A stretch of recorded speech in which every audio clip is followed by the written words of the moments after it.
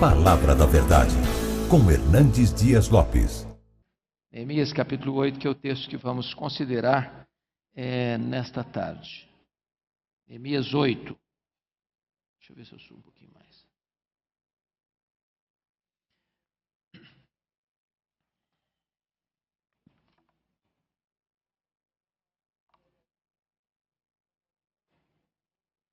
Neemias capítulo 8.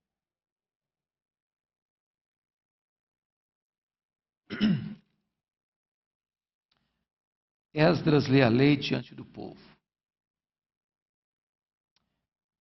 Em chegando o 7º mês, e estando os filhos de Israel nas suas cidades, todo o povo se ajuntou como um só homem na praça, diante da porta das águas. E disseram a Esdras o escriba, que trouxesse o livro da lei de Moisés, que o Senhor tinha prescrito a Israel. Esdras, o sacerdote, trouxe a lei perante a congregação, tanto de homens como de mulheres, de todos os que eram capazes de entender o que ouviam. Era o primeiro dia do 7º mês. E leu no livro diante da praça, que está à fronteira à porta das águas, desde a alva até o meio-dia, perante homens e mulheres, os que podiam entender. E todo o povo tinha os ouvidos atentos ao livro da lei. Esdras, o escriba, estava num púlpito de madeira que fizeram para aquele fim. Estava em pé junto a ele, à sua direita, Matatias, Sema, Anaías, Urias, Ilquias e Maazéias, e à sua esquerda, Pedaías, Misael e Malquias, Razum, Rasbadana, Zacarias e Mesulão. Esdras abriu o livro à vista de todo o povo, porque estava acima dele. Abrindo-o, ele, todo o povo se pôs em pé. Esdras bendisse ao Senhor, o grande Deus, e todo o povo respondeu amém, amém, levantando as mãos. Inclinaram-se e adoraram o Senhor com o rosto em terra. E Jesua, Bani, Serebias, Jamim, Acube, Sebetai, Rodias, Maazéias, Quelita, Azarias, Josabade, Hanã, Pelaías e os levitas ensinavam o povo na lei, e o povo estava no seu lugar. Leram no livro, na lei de Deus, claramente dando explicações de maneira que entendesse o que se lia. Neemias, que era o governador, e Esdras, sacerdote e escriba, e os levitas que ensinavam o povo, lhe disseram: este dia é consagrado ao Senhor vosso Deus, pelo que não pranteeis nem choreis, porque todo o povo chorava ouvindo as palavras da lei. Disse-lhes mais: ide, comei carnes gordas, tomai bebidas doces, e enviai porções aos que não têm nada preparado para si, porque este dia é consagrado ao nosso Senhor. Portanto, não vos entristeçais, porque a alegria do Senhor é a vossa força. Os levitas fizeram calar todo o povo, dizendo: calai-vos, porque este dia é santo, e não estejais contristados. Então todo o povo se foi a comer, a beber, e enviar porções, e a regozijar-se grandemente, porque tinham entendido as palavras que lhes foram explicadas.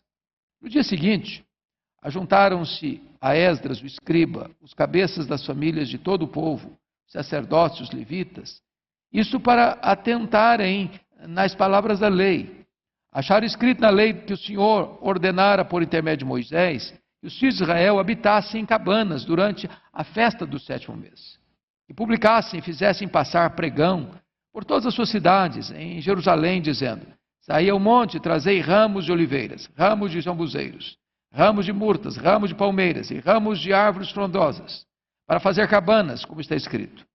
Saiu, pois, o povo, trouxeram os ramos e fizeram para si cabanas, cada um no seu terraço, e nos seus pátios, e nos átrios da casa de Deus, e na praça da porta das águas, e na praça da porta de Efraim. Toda a congregação dos que tinham voltado do cativeiro fez cabanas e nelas habitou, porque nunca fizeram assim os filhos de Israel, desde os dias de Josué, filho de Num, até aquele dia. E houve muito grande alegria. Dia após dia, leu Esdras no livro da lei de Deus, desde o primeiro dia até o último dia. E celebraram a festa por 7 dias. No 8º dia, houve uma assembléia solene, segundo o prescrito. Amém? Parece que eu vi uma água, é aqui mesmo. Então vamos dar uma olhadinha nesse texto, irmãos.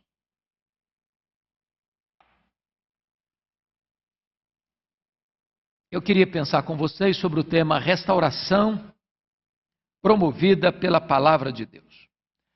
Até o capítulo 7 de Neemias, nós estudamos sobre o empenho de Neemias e do povo de Israel que retornou do cativeiro para a restauração física da cidade de Jerusalém, a reconstrução dos muros, a povoação da cidade.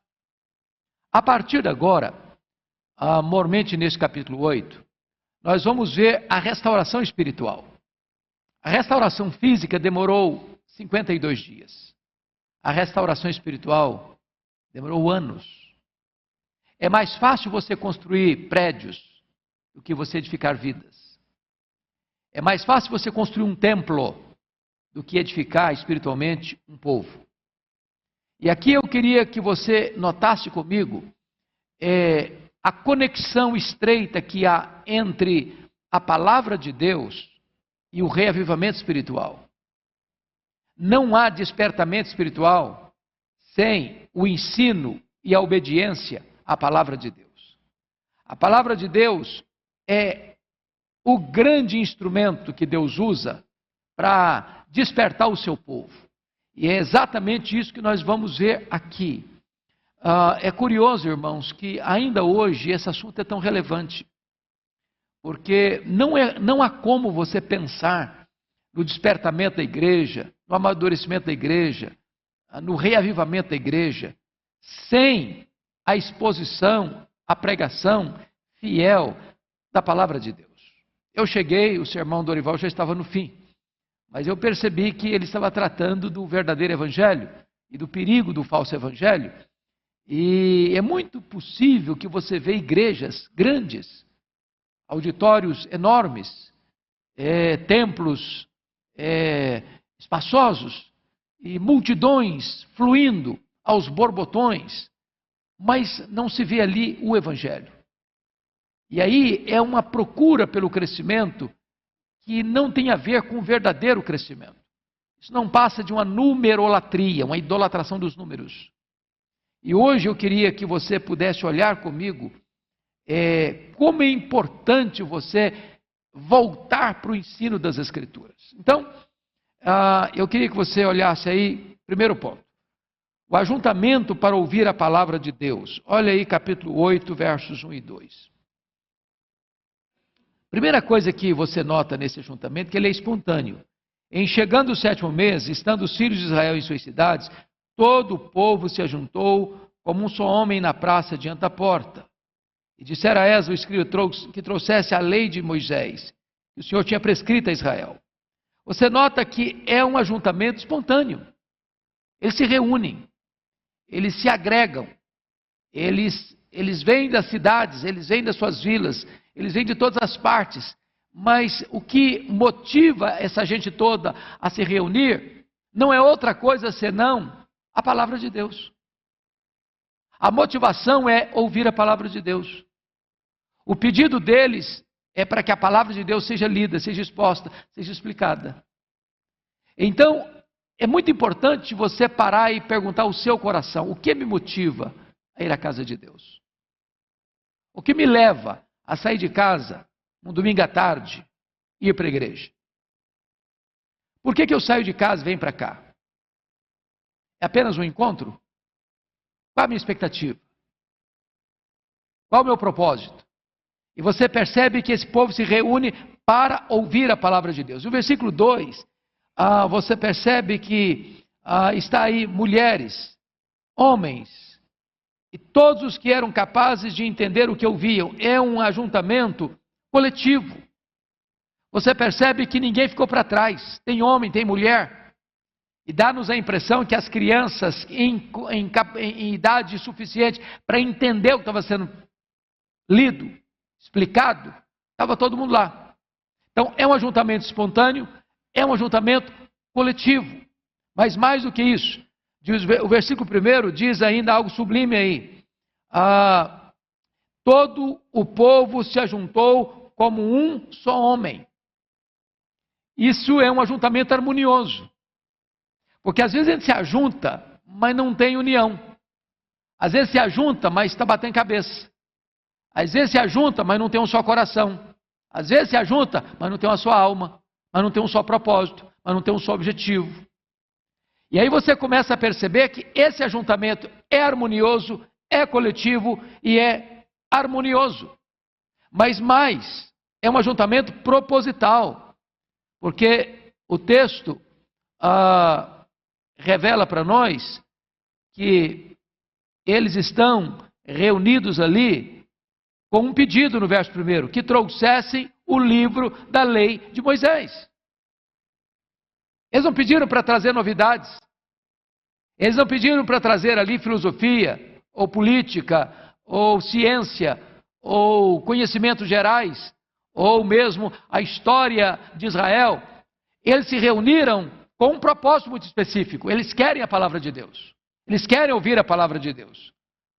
O que move essa gente a se reunir é escutar a palavra de Deus. Então, vamos ver um segundo aspecto aqui, digno de nota. Vamos olhar a supremacia da palavra de Deus. Então, olha comigo, a primeira coisa que nós precisamos ainda hoje é de pregadores que tenham um compromisso inegociável com a fidelidade às Escrituras. Então, olha comigo o versículo 2. Esdras, o sacerdote, trouxe a lei perante a congregação, tanto de homens como de mulheres, e de todos os que eram capazes de entender o que ouviam. Olha ainda o versículo 4 comigo. Esdras, o escriba, estava num púlpito de madeira. Olha o versículo 5. Esdras abriu o livro à vista de todo o povo. Agora você pergunta, mas quem era esse Esdras? Que compromisso esse Esdras tinha com a palavra de Deus? Ele era um escriba. A Bíblia tem alguma informação sobre ele? Acerca da sua fidelidade às Escrituras? Quem pode abrir o livro anterior a Neemias, Esdras 7:10. Esdras 7:10. Vamos dar uma olhadinha. Que compromisso esse rapaz, esse homem, esse escriba tinha com a Bíblia, com a palavra de Deus? Se você encontrou Esdras 7:10, você pode ler comigo, uma só voz. Vamos lá? Porque Esdras tinha disposto o coração para buscar a lei do Senhor e para a cumprir e para ensinar em Israel os seus estatutos, os seus juízos. 3 coisas você nota aí. Ele tinha disposto o coração. Para quê? Para buscar a lei de Deus. Segundo, para viver a lei de Deus. Terceiro, para ensinar a lei de Deus. Os verbos estão numa progressão.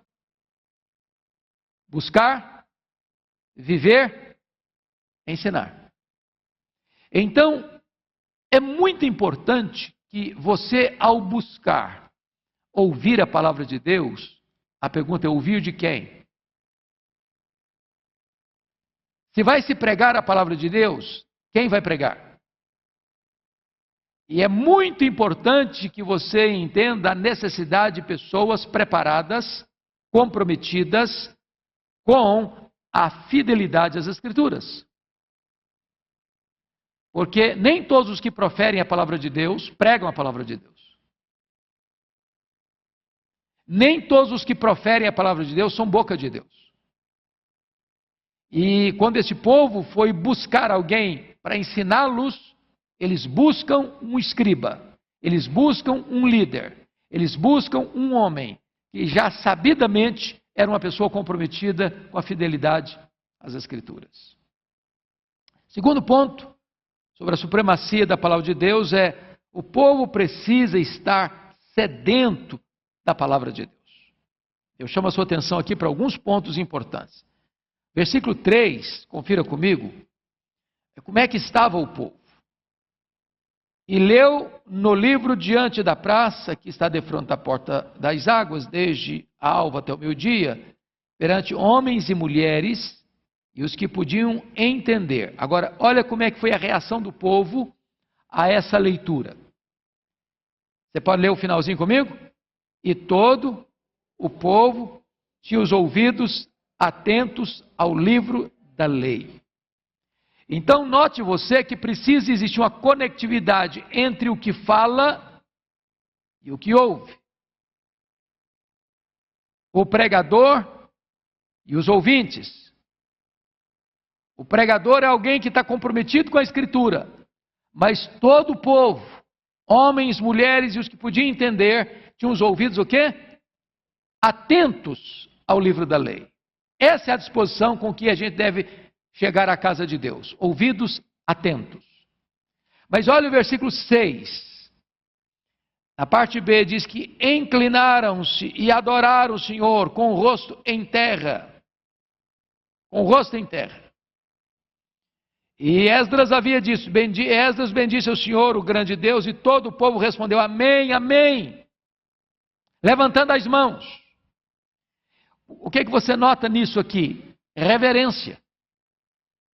Senso de reverência. Diante da majestade de Deus e diante da supremacia da palavra de Deus. Então, amados, também é muito importante, não só que a palavra seja pregada com fidelidade, mas que a palavra seja recebida com um senso de reverência. É isso que nós estamos vendo aqui.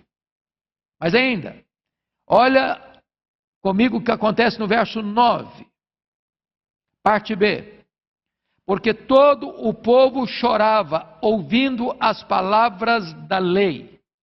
Deixa eu dizer algo importante para os irmãos. Nós somos, como ser humano, constituídos de razão, de emoção e de mais o quê? Volição, vontade. A mensagem tem que atingir o seu intelecto. Eles tinham que entender a mensagem. Eles entenderam a mensagem. A mensagem tem que tocar suas emoções. E a mensagem tem que despertar a sua vontade. Se eu apenas entendo, me emociono, mas não faço nada, não houve resultado eficaz. Se eu apenas me emociono, mas não entendo, virou misticismo. Se eu apenas entendo, mas não me emociono, virou racionalismo. A palavra de Deus, ela precisa abranger o seu ser completo, pleno. Sua razão, eles entenderam. Eles sentiram, eles choraram. E eles agiram. Eles colocaram em prática. Tanto é fato que nós vamos ver no final aí, que os líderes retornam e querem saber o que está acontecendo, e eles então promovem aquela festa com tanta beleza e intensidade, que desde Josué até aquele período, nunca tinha tido com tamanha intensidade aquela festa, com tamanha presteza aquela festa, prontidão para obedecer. Mas o que mais você pode notar nessa questão da reação à palavra de Deus? Olha o versículo 12 comigo. Então todo o povo se foi a comer, a beber, e a enviar porções, e a regozijar-se grandemente. Por quê? Porque tinha entendido as palavras que lhes foram explicadas. Então preste bem atenção nisso. A palavra de Deus tem que ser explicada. E quando a palavra de Deus é explicada e ela é entendida, ela produz o quê? Alegria. Alegria. Entendi a palavra de Deus. A palavra de Deus, ela produz tristeza, segundo Deus, para produzir arrependimento, choro. Mas no momento que você entende o que Deus é, quem Deus é, gracioso, misericordioso, perdoador, restaurador, também ao você entender a palavra de Deus, você tem alegria. Tem alegria. É curioso, é como as profetadas de hoje levam as pessoas à tristeza, à manipulação, à escravidão a gurus espirituais. E há poucos dias eu fui chamado para uma visita, onde uma pessoa disse assim para outra: olha, eu vi uma sombra escura na sua vida, alguém está fazendo uma macumba para você, para te destruir. Se a pessoa não tem uma boa base bíblica, o que você acha que a pessoa sente numa coisa dessa? Como é que ela vai sair dali? Feliz da vida? vai sair baqueada, vai sair triste, vai sair ansiosa, vai sair com medo.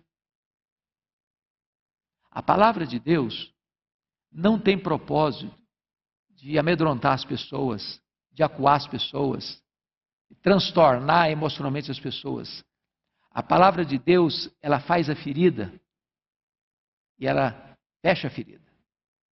Ela leva a pessoa a arrependimento e leva a pessoa a entender a graça. E o resultado final é o quê? É alegria. Por que alegria? Porque as pessoas compreenderam a palavra de Deus. Compreenderam a palavra de Deus. Mas veja você que quando você entende a palavra de Deus, eles têm disposição de obedecer. Olha o versículo 17. Toda a congregação dos que tinham voltado do cativeiro fez cabanas e nelas habitou, porque nunca fizera assim os filhos de Israel, desde os dias de Josué, filho de Num, até aquele dia, e houve muito grande alegria. Se você perceber, essa festa estava sendo esquecida, essa cerimônia estava sendo deixada de lado. E quando eles entenderam a palavra de Deus, não diz que alguns, que poucos, mas que todos os que voltaram do cativeiro tomaram a decisão de obedecer à instrução e a colocar em prática o que ouviram.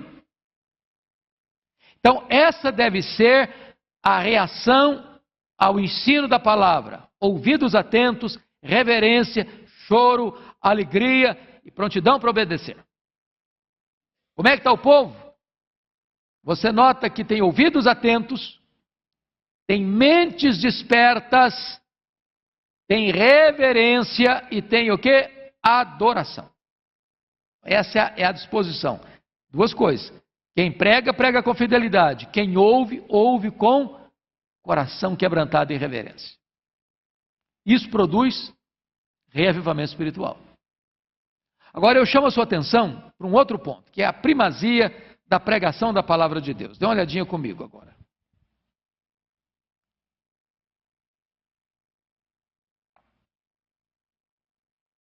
A primazia da palavra de Deus. Então, eu acho que aqui nós temos uma espécie de modelo do que nós chamamos de pregação expositiva. Quando eu escrevi sobre esse assunto, foi, pela graça de Deus, a tese que eu fiz no meu curso lá nos Estados Unidos, pregação expositiva, tratando desse assunto, eu entendi que você pode resumir pregação expositiva em 3 verbos. Se você guardar esses 3 verbos, você entendeu o que é pregação expositiva. E parece-nos que esses 3 verbos estão claramente expostos aqui nesse texto. Qual o primeiro verbo da pregação expositiva? É ler o texto. Irmãos, eu não sei quantos de vocês já pregaram, ou já deram uma aula de escola bíblica dominical, ou deram um estudo bíblico, ou certamente vocês já ouviram tantos pregadores. Prestem bem atenção nisso. A leitura do texto é a parte mais importante do sermão. Você já escutou aquele pregador que se levanta para ler o texto, ele atropela o texto? Ele lê atabalhoadamente o texto? Ele come palavras, engole sílabas, troca as palavras, lê o texto sem seguir a pontuação. Quando você escuta isso, qual a conclusão que você chega? Esse pregador nem conhece o texto. Ele nem lê o texto. Ele não tem familiaridade com o texto. Ele está passando a seguinte imagem: o que é importante aqui não é o texto, é o que eu vou falar depois. Em outras palavras, você pode ganhar os seus ouvintes ou perdê-los a partir da leitura. Então, esse é o primeiro ponto, ler o texto. Então, vamos dar uma olhadinha aqui o que é que aconteceu. Versículo 2. Esdras, o sacerdote, trouxe a lei perante a congregação, tanto de homens como de mulheres, e de todos os que eram capazes de entender o que ouviam. Olha o versículo 3. E leu no livro. diante da praça. E agora veja o verso 5. Esdras abriu o livro à vista de todo o povo, porque estava acima dele. Abrindo-o, ele, todo o povo se pôs em pé. Então a primeira coisa que Esdras fez foi o que mesmo? Ler o texto. Ler o texto. Segunda coisa. Qual o segundo verbo da pregação expositiva? Primeiro é ler o texto. Segundo é explicar o texto. Pregação é explicação da Bíblia. Você conhece aquele pregador que lê o texto, vai embora do texto e nunca mais volta para o texto? Ou aquele pregador que diz assim, eu já tenho o sermão, só falta o texto agora. Sermão só é sermão se você se propõe a explicar o texto que você leu. Senão não é sermão. Nós chamamos isso, na língua mais técnica, de exegese. Todos vocês já escutaram essa palavra? Todo mundo, né? Exegese. A palavra exegese vem do prefixo grego ex. E ex significa ir no texto, sacar do texto o que está no texto. Então, eu como pregador, você como professor de Bíblia, você como um professor de escola dominical, você não vai para o texto para impor ao texto o que não está no texto. Você não leva para o texto os seus pressupostos.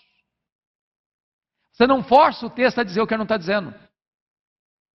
O pregador vai para o texto para extrair do texto o que está no texto. Isso é exegese. É cavar. É buscar. É ir lá nas profundezas e tirar os tesouros que estão lá. Nem sempre as pepitas de ouro estão na superfície, é preciso cavar.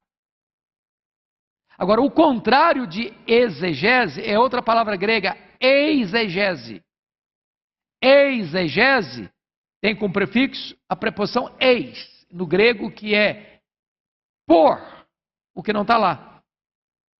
É quando o pregador chega para o texto e impõe ao texto o que não está no texto. Ele já tem suas conclusões e quer que o texto fale o que ele acha que o texto deve falar. Então, o papel do pregador é explicar o texto. Vamos ver o que aconteceu? Olha aí versículo 7 comigo. 7 e 8. Na parte final, diz que os levitas ensinavam o povo na lei e o povo estava no seu lugar. Leram no livro, na lei de Deus, claramente, dando o quê? Explicações, de maneira que entendessem o que se lia. Ou seja, ao ler o texto, você precisa explicar o texto, para quê? Para que aqueles que ouvem a leitura e a explicação entendam. Entendam. Eu já vi pregador, e talvez você também, que acha que o chique é complicar as coisas fáceis. Aí a pessoa usa uma linguagem tão complicada e uns argumentos tão complicados, que aquilo que é simples, ele complicou para passar a seguinte ideia para você. Você, pobre mortal, não consegue entender o que eu estou falando. Então precisa ser alguém muito especial para pregar isso aqui, porque a coisa é muito complicada. Não, não, não. O papel do pregador é pegar as coisas complexas e torná-las simples, acessíveis, fáceis. Esse é o mestre. Não é o que complica o simples. É o que explica com clareza o complexo. Até porque a palavra de Deus é simples e complexa ao mesmo tempo. Complexa o suficiente para o mais sábio dos homens não conseguir entendê-la por completo, por si mesmo. Simples o suficiente para que o analfabeto diga, entendi. Entendi. Até porque ela se discerne o quê? Espiritualmente. Mas qual é o outro verbo da pregação expositiva? Primeiro verbo é ler. Segundo verbo é explicar. Terceiro verbo é aplicar o texto. Se você leu, se você explicou, mas você não aplicou, você não pregou. Sermão é uma espécie de ponte entre o texto antigo e o ouvinte contemporâneo. Se você não fizer essa conexão entre a mensagem e o ouvinte, você não pregou. Porque a pergunta de quem está ouvindo é esta: e daí? O que é que eu faço com isso? O que tem a ver com a minha vida? É igual aquele camarada que expôs o texto de João 10, falou do pastor, falou da ovelha, falou dos lobos, falou das pastagens, falou das águas tranquilas, falou do mercenário, e terminou o sermão dele há 2000 anos lá nas pastagens de Belém. Quem estava ouvindo perguntou: mas e daí? O que tem isso a ver comigo hoje? Estou morando em São Paulo, uma cidade complicada, com trânsito complicado, com a vida agitada. Que conexão tem isso comigo? Então, você só prega quando você aplica o que você pregou para a vida de quem está ouvindo você. Em outras palavras, você não prega diante de um auditório, você prega ao auditório. E agora você pode perceber isso comigo nos versos 9 a 12, quando ele aplica o texto. Quando o povo começa a chorar ao ouvir a lei, aí eles chegam e diz o verso 10: não vos entristeçais, porque a alegria do Senhor é a vossa força. Não contristais, não estejais contristados. Versículo 12: então todo o povo se foi a comer, a beber, a enviar porções, a regozijar-se grandemente, porque tinham entendido as palavras que lhes foram explicadas. Perceberam, irmãos? Primeiro foi lido, depois foi explicado, depois foi o quê? Aplicado. É isso que aconteceu aqui. Um exemplo para nós do que significa hoje o chamado sermão expositivo ou pregação expositiva. Mas vamos dar outra olhadinha em quais são os efeitos da palavra de Deus. Quais são os efeitos da palavra de Deus? Eu já vou voltar àquilo que disse antes, para que isso fique bem claro. Primeiro propósito da explicação da palavra de Deus: a Bíblia não é um livro mágico, nem místico. A Bíblia é um livro racional. Você precisa ler, você precisa fazer o quê? Entender. Então, a leitura e a pregação da palavra de Deus visa o seu intelecto. Olha comigo aí o versículo 8. Você pode ler o 8 comigo? Vamos lá? Leram no livro, na lei de Deus, claramente, dando explicações, de maneira que entendesse, que se lia. Então, onde que a leitura e a pregação devem atingir? Qual o alvo principal? Seu intelecto. Não eu chegar e falar umas palavras com muita emoção, despertar as emoções, ou chegar e já começar a aplicar o texto sem explicar nada.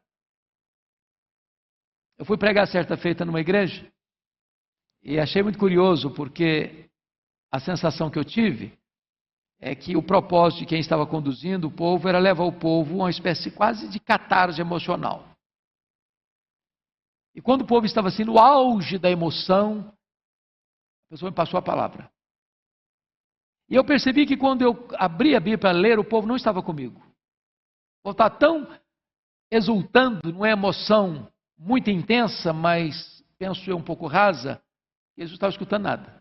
Eu comecei a pregar, aí eu falava algo que não tinha nada a ver, glória a Deus. Não, mas não pode falar glória a Deus agora, porque eu estou falando uma coisa que não cabe glória a Deus. O pecado é maligníssimo, glória a Deus. Não, não pode falar glória a Deus. Não, você não entendeu o que eu estou falando. Não pode falar glória a Deus agora. Aí eu tive que parar, falei, calma, vocês não estão me ouvindo. Calma. Atentem para o que eu estou falando, para vocês entenderem. Eu estou dirigindo o intelecto de vocês. Se vocês não compreenderem o que eu estou falando, vocês não vão tirar proveito do que eu estou falando. É preciso entender. Então é dirigida à sua mente, ao seu raciocínio. Deus te deu uma mente, Deus te deu uma lógica, Deus te deu uma razão, Deus te deu uma compreensão. E a palavra de Deus é dirigida ao seu entendimento. Você precisa entender isso. Segunda área que a palavra de Deus precisa afetar são as nossas emoções. Olha o versículo 9. Porque todo o povo chorava ouvindo as palavras da lei. Porque quando você ouve a explicação da palavra de Deus, a lei de Deus lê você, desnuda você, desmascara você, revela quem é você, faz um diagnóstico de você. E deixa você exposto. Então, quando eu entendo a palavra de Deus, eu começo a entender quão pecador eu sou, quão miserável eu sou, quão indigno eu sou, quão passível de juízo eu sou. Isso me leva ao quê?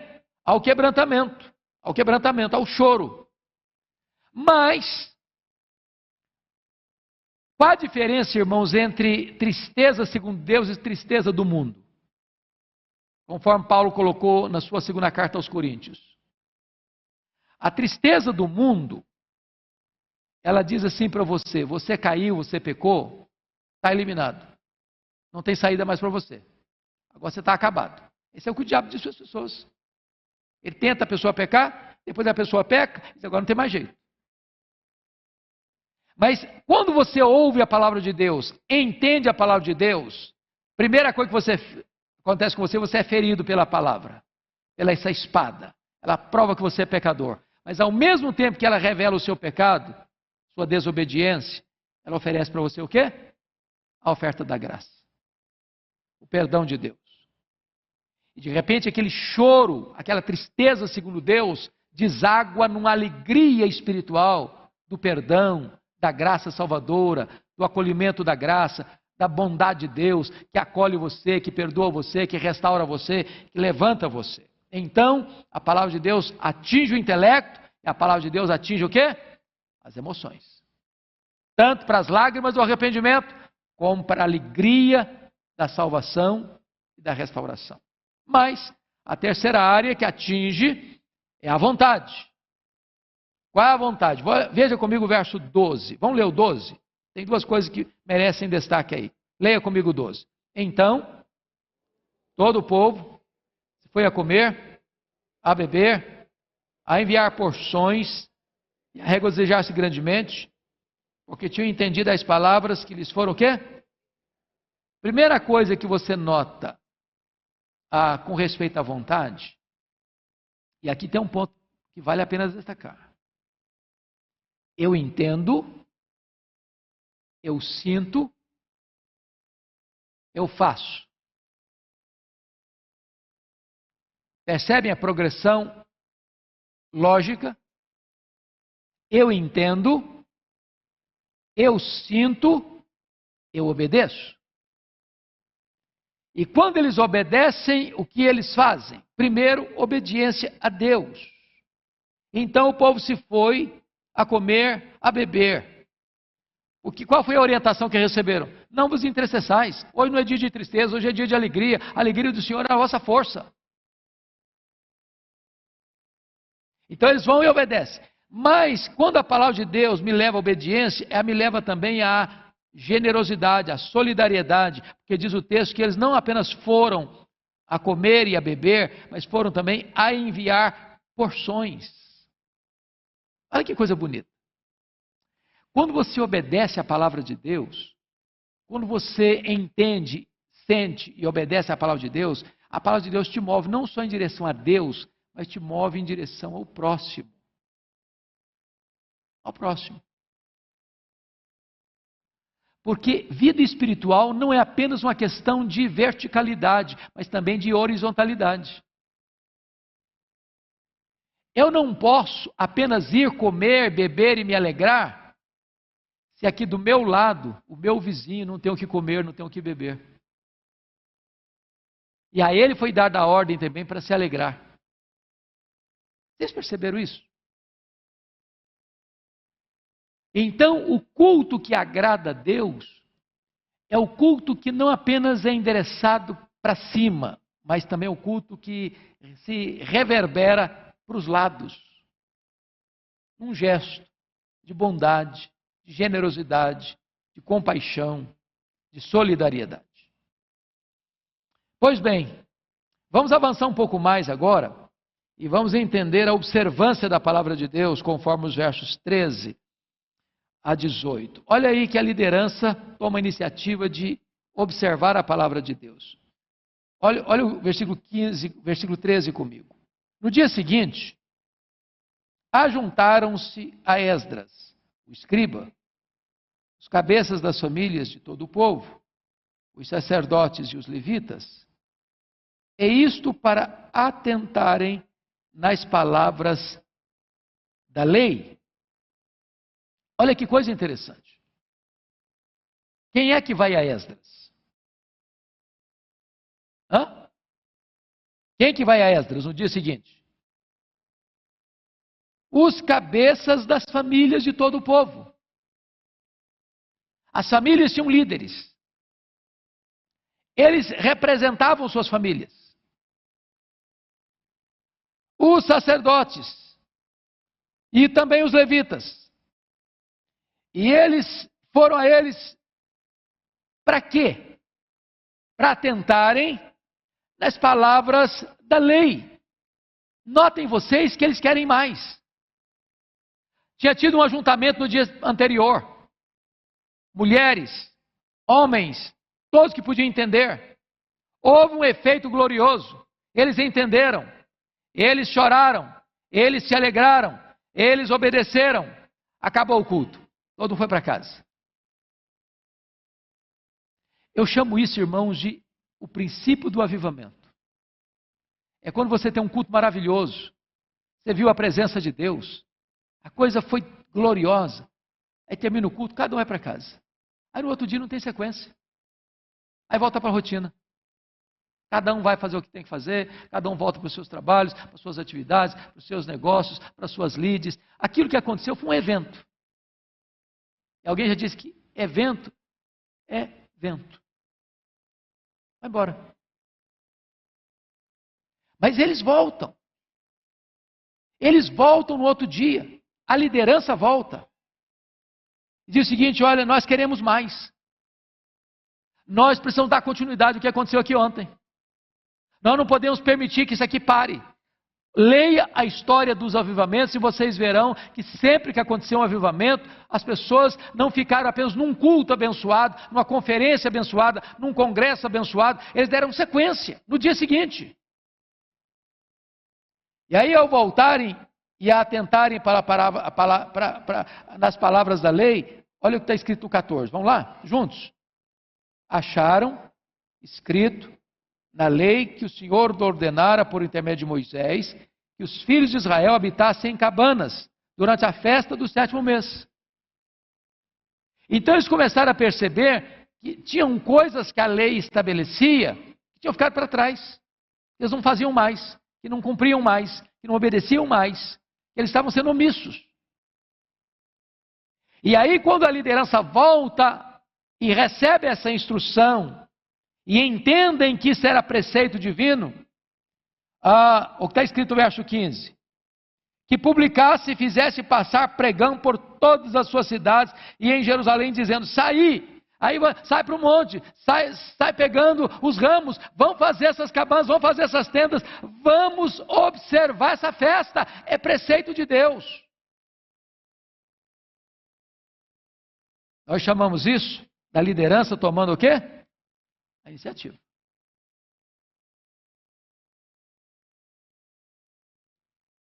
Preste bem atenção, irmãos. Às vezes a gente vai para um culto, aquele culto foi muito marcante.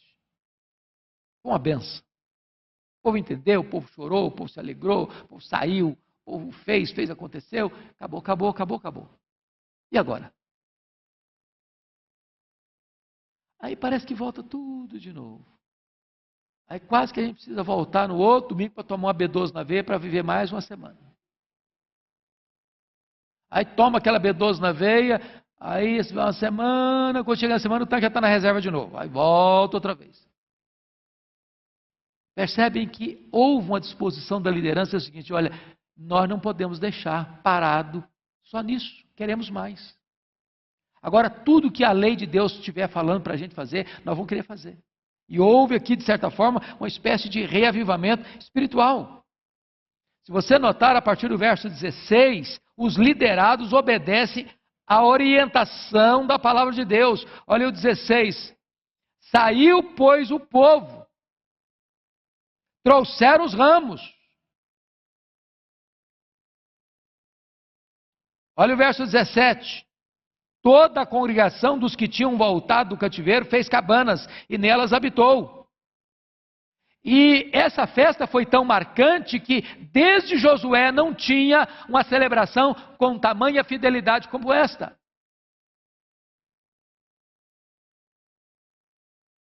Qual o resultado disso? Olha o verso 18. Você pode ler o 18 comigo? Dia após dia, leu Esdras no livro da lei de Deus, desde o primeiro dia até o último dia. Durante toda a festa de 7 dias. Esdras leu a lei.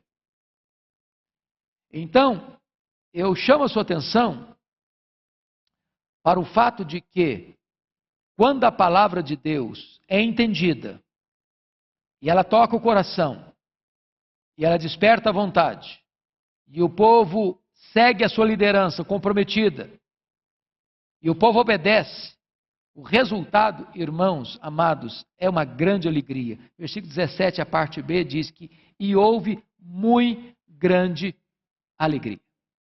Muito grande alegria.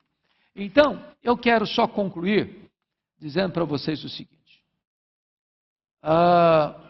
Uma das grandes dádivas que Deus nos deu é o privilégio de nos reunir, semana após semana, até várias vezes, para estudar a palavra de Deus. Agora, uma coisa que nós temos que ter cuidado é para que escutar a palavra de Deus não vire rotina na nossa vida. O que eu quero dizer por rotina? Rotina é aquilo que você faz no piloto automático. Você faz por hábito. Você faz o que você está acostumado a fazer. Mas aquilo não mexe mais com você. Aquilo não toca mais em você. Aí você vem para a igreja porque está na hora de vir. Mas qual é a sua expectativa? O que você quer? Qual a sua disposição? Qual o grau de comprometimento que você tem de entender e de obedecer? Qual a disposição que você tem de sair daqui e dizer, eu quero mais. Eu preciso de mais. Tudo que Deus tem, eu quero. Eu preciso. Quando nós entendemos, então, a dinâmica da operação da palavra de Deus na nossa vida e na vida da igreja, o que experimenta-se aqui é um reavivamento espiritual. Por que, irmãos, que nós precisamos, e agora eu quero fazer a minha aplicação com outro aspecto desta mensagem. Por que isso é importante?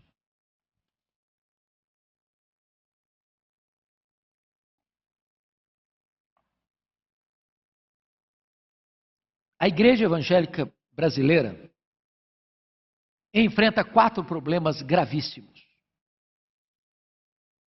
Por falta do que ocorreu aqui nessa passagem. Comprometimento com a palavra de Deus. Qual o primeiro problema que a igreja evangélica brasileira enfrenta? É o chamado liberalismo teológico. É quando as pessoas se aproximam desse livro não como um livro inspirado, não como um livro inerrante, infalível, suficiente, mas se aproximam dele na perspectiva de que ele é um livro que está sujeito a falhas, a equívocos, a erros. As pessoas entram aqui com a ideia de que este livro não merece confiança. Parece distante isso? Não. Hoje nós temos denominações no Brasil cujos seminários não acreditam mais que esse livro é a palavra de Deus. E se você for a fundo estudar, essas denominações estão dando marcha ré. Estão minguando. Como aconteceu na Europa. A igreja está morta. Como está acontecendo na América do Norte. As denominações históricas tomadas de assalto pelo liberalismo estão morrendo. Literalmente. Perdendo milhares de membros todos os anos.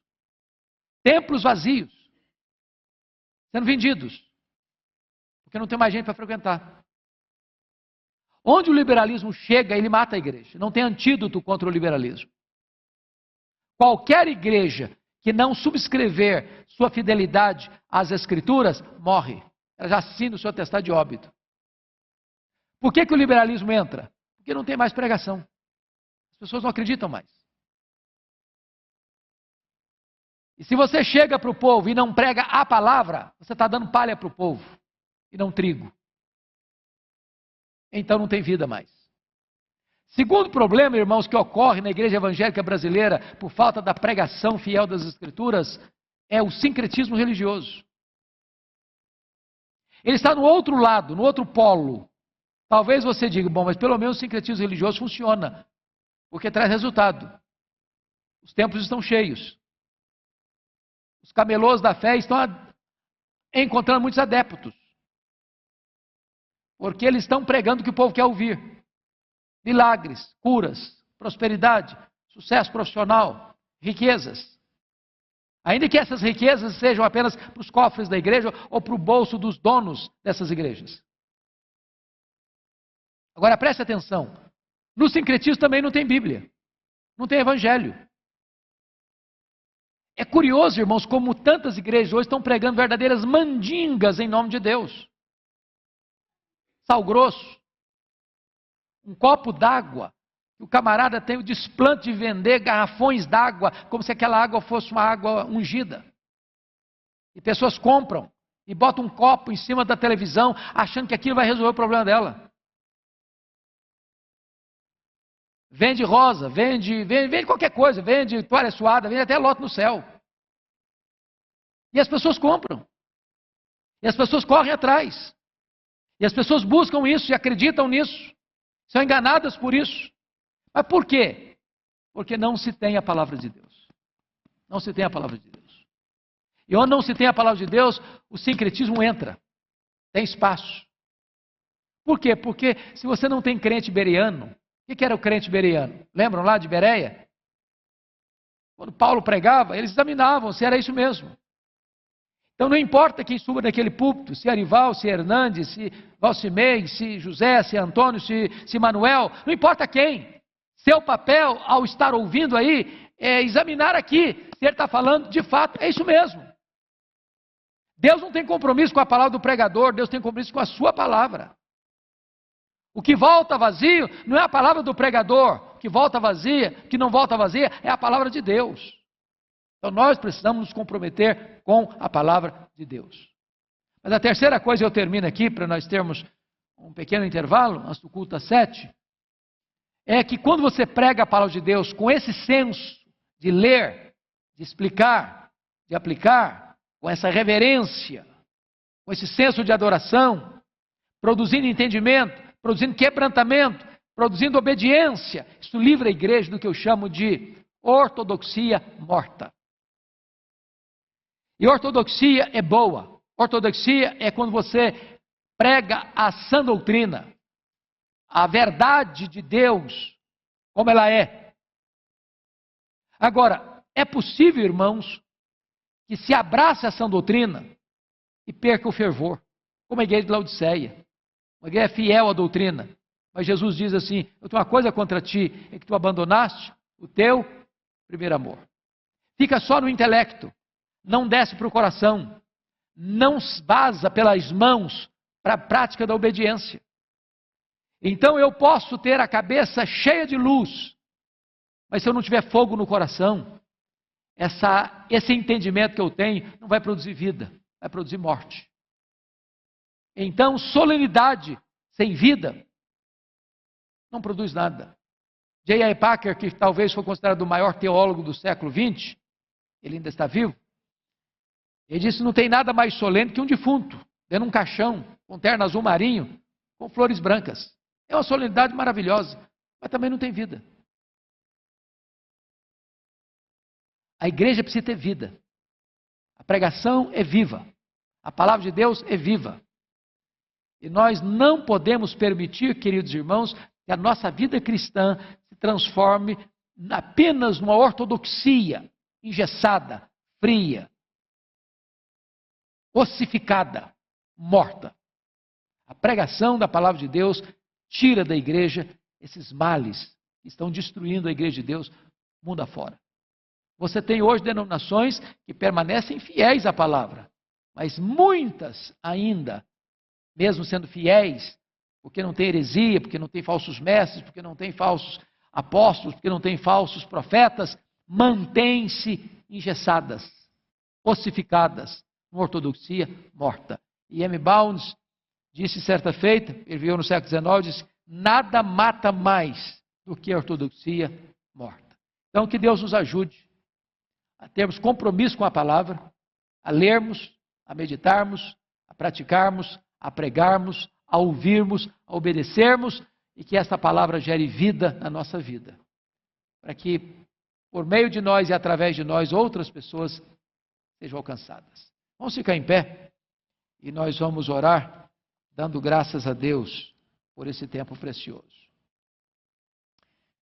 Receba, Deus, a nossa profunda gratidão, porque nesta tarde nós pudemos mais uma vez abrir a Tua palavra, examinar a Tua palavra, compreender a Tua palavra, aplicar esta palavra ao nosso coração, e agora nós te pedimos que Tu nos ajudes a obedecer a Tua palavra e a permanecer na Tua palavra. Que Tu abençoes os Teus filhos e as Tuas filhas, para que tenham prazer e deleite, com ouvidos atentos, com o coração apercebido, com a alma inflamada e com a pronta disposição de pôr em prática tudo aquilo que aprendemos das Escrituras. Que seja assim para a glória do Teu nome e para a edificação do nosso coração, em nome de Jesus.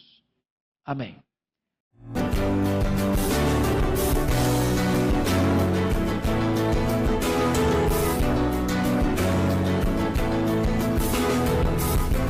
Palavra da Verdade, com Hernandes Dias Lopes.